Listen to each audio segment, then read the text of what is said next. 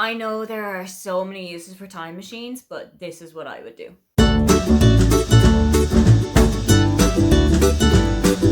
Hi, welcome, come on in. My name is Aoife, and today I'm going to take you through some of the books that I wish I could read for the first time all over again.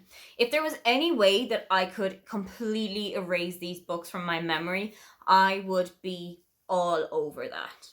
Basically, if you can get me something like that memory pen from Men in Black, sign me up because I want to re-experience these books.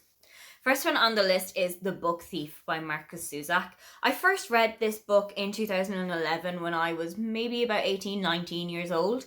I borrowed it from a friend of mine and she told me that it was quite emotional. She told me to be prepared for it, but I don't think I was prepared for how emotional it actually is.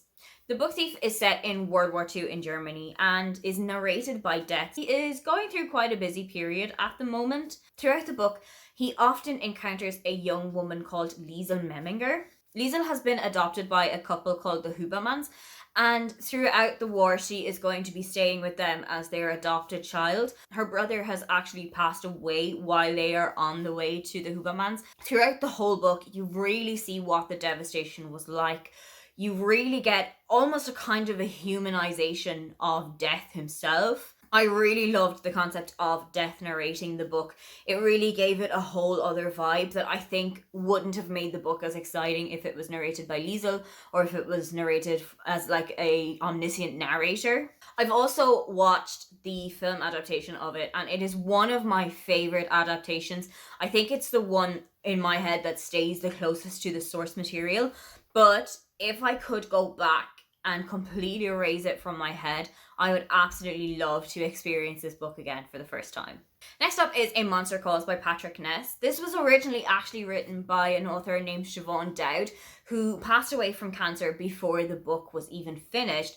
After Siobhan's death, Patrick Ness decided that he would take on finishing the book for her.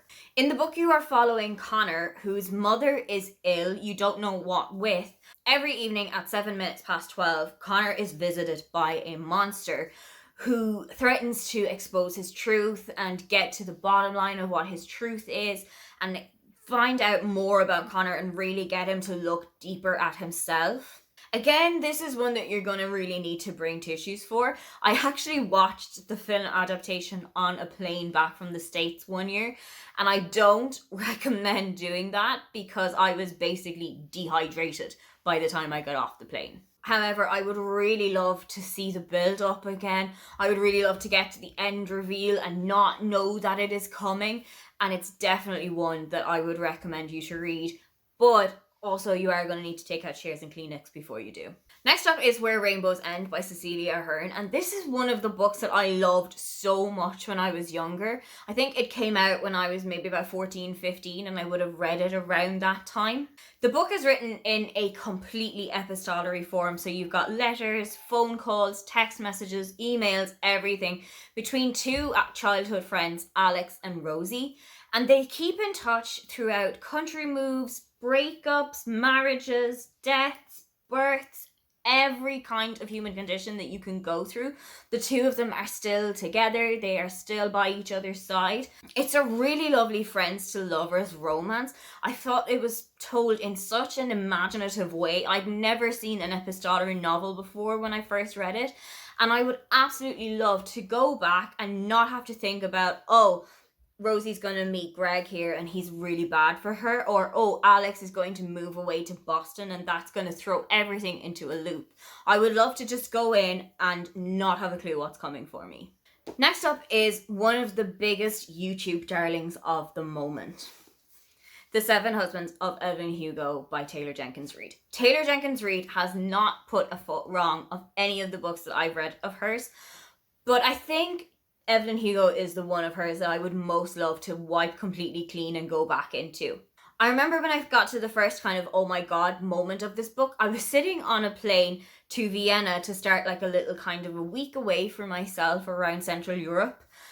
I got off the plane, dropped my bags off and went straight to a cafe to have some coffee, have some cake and just get through the rest of the book. I was completely taken aback by this. There are so many people who have read this and absolutely loved it. The hype really is real for this book. A friend of mine just finished it a couple of weeks ago and she completely fell in love with it. But the whole time, I just felt so envious of her that she was going to experience this for the first time, that she didn't know anything that was coming, that she didn't know any of the characters, that she didn't know any of the twists in the book. So I would absolutely love to just wipe this one clear and go back in again. Next up is Asking for It by Louise O'Neill, and this is a really hard-hitting story. This is a feminist story of victim blaming, of sexual assault, of how much we can put sports stars on a kind of a pedestal. I've not only read the book, I also went to see the play with some friends of mine, but I would really love to go back in and explore this book again, explore the themes that it brings up, and have the thoughts that I would have had when I was a teenager. Now that I have kind of experienced a lot more of the world, I would really like to read it from a bit more of a mature viewpoint and see if it would still resonate with me as much. Next up is one that I know I would love to read again for the first time, because I tried to reread it and what happens was just lodged in my brain the whole time. This is The Wonder by Emma Donoghue. It's a story set in the 1800s in Ireland, and it's about a young girl called Anna who's 11 years old and for the last maybe 3 or 4 weeks has not eaten a single thing but is still alive. And this is seen as a kind of a miracle, either a medical miracle or a religious miracle. So the townspeople have brought in a nurse from the UK to try and figure out how is she still sustaining herself? Is there something happening, or is this actually the religious miracle that they think that it is? I absolutely loved the storytelling in this. I think Emma Donoghue is one of Ireland's best writers at the moment. But I did listen to the audiobook of this again a couple of months ago, and the whole time, all I could think of was, we're going to get to that part really soon. We're going to get to that part like really, really soon. It's going to come like really soon. And it ruined the experience for me a little bit because I really loved the story, but my little brain just wouldn't let me enjoy the ride as we were getting there. So I would really like to wipe this one out again and just go back in and start afresh. Next is another Emma Donoghue book, and this one is Room. And I would say this is arguably Emma Donoghue's most famous work. It follows Jack, who is 5 years old and has only ever lived in a tiny little 12-foot by 12-foot box with his mother, and they've never been outside. Jack has never seen the outside world.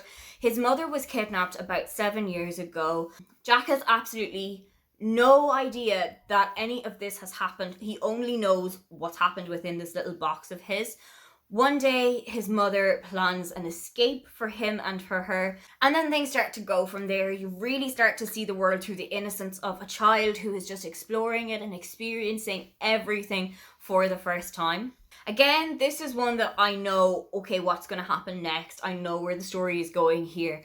And I remember the time that I finished this, I was actually on a train on the way into London for an internship, and I don't think I had ever felt so exposed as I had when I got off that train and knew that there are so many people in this world who are capable of doing the things like this that old Nick had done in this book. I had never felt so exposed to the world as I had when I finished that book. I think if I were to go back and read this one again completely fresh, I would set myself down in my room and probably just hole up, which is probably not the best way to read this book in complete isolation, but I would really love to read it again for the first time. Last up is another teenage love for me, and this is Candy by Kevin Brooks. I was obsessed with this book, and I mean high-key obsessed with it. I think I've reread it about 4 times by now. It's probably due another reread either this or next year. The story follows Joe, who bumps into Candy on his way out from like a hospital appointment to check out something on his arm. And it turns out that Candy is a teenage prostitute, has a heroin addiction, and is also severely under the thumb of Iggy, who is her pimp. Like I said, I absolutely adored this book when I was a teenager. I think I would have read it when I was maybe 16, 17 or so. But I would love to go back, read it again, and see if it's actually one of my all-time favourites. You know when you read a book when you were younger and you really put it up on a pedestal and think, this is highbrow literature, it does not get better than this. I do often wonder sometimes if I go back and read it again, Am I going to be as enamored this time, or will I have grown a little bit and think, oh, this is not okay, I don't love this, and I wish that this wasn't in the book at all? There is unfortunately no way to read all of those books again for the first time, but if I could, those are the ones that I would pick. Is there any book that you wish you could wipe from your memory and read it again like you'd never experienced it? Don't forget to like and subscribe because I have new videos up every week. Now, get on out of here.